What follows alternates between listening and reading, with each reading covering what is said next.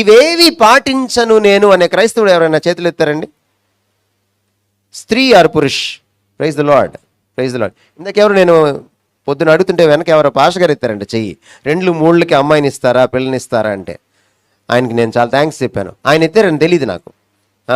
ఇక్కడ లేరు కానీ అక్కడ ఉన్నాడు ఒక ఆయన, దేవునికి స్తోత్రం. అక్కడ ఉన్నారు ఒక ఇద్దరు. ఆచారాలతో జాగ్రత్త. మా అమ్మగారి ఫ్యూనరల్లో నేను ఒక మాట చెప్పాను. చర్చ్ అంతా నిండిపోయింది, బయట కూర్చున్నారు. నా స్నేహితులు నా బంధుమిత్రులు అంతా వచ్చారు నన్ను ఆదరించడానికి. మా కాలేజ్ ప్రిన్సిపల్ గారు కూడా వచ్చారు. నేను ఒక మాట చెప్పాను. నేనేమన్నానంటే, ఇదే ఆఖరి మీటింగ్, ఇక్కడి నుంచి బరియల్ గ్రౌండ్కి వెళ్తాం. బరియల్ గ్రౌండ్కి వెళ్ళిన తర్వాత ఆమెను భూస్థాపితం చేస్తాం.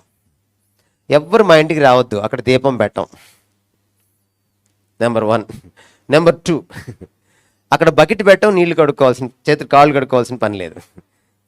లేదు నేను బరియల్ గ్రౌండ్కి వచ్చి మీ ఇంట్లో దీపమే చూడాలి, లేదా మీ ఇంట్లో బకెట్లో నీళ్ళల్లోనే నేను కాళ్ళు కడుక్కోవాలి అనుకుంటే మీరు బరియల్ గ్రౌండ్కి రావద్దు.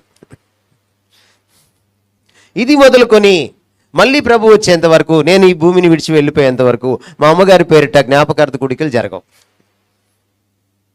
2012లో చనిపోయారు, ఇంతవరకు లేవు. చెప్పేశాను.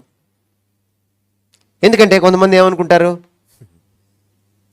పాపం ఈ మరణం కోసం వచ్చిన వాళ్ళు ఉండాలో వెళ్ళాలో తెలియదు వాళ్ళకి.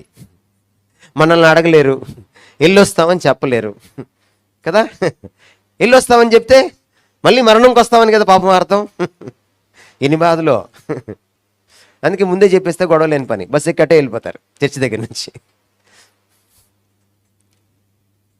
ఆచారాలతో జాగ్రత్త. కొంతమంది ఏమనుకుంటారంటే, ఈ ఆచారాలు పాటించకపోతే ఏదో అనర్థం వచ్చి పడుతుంది.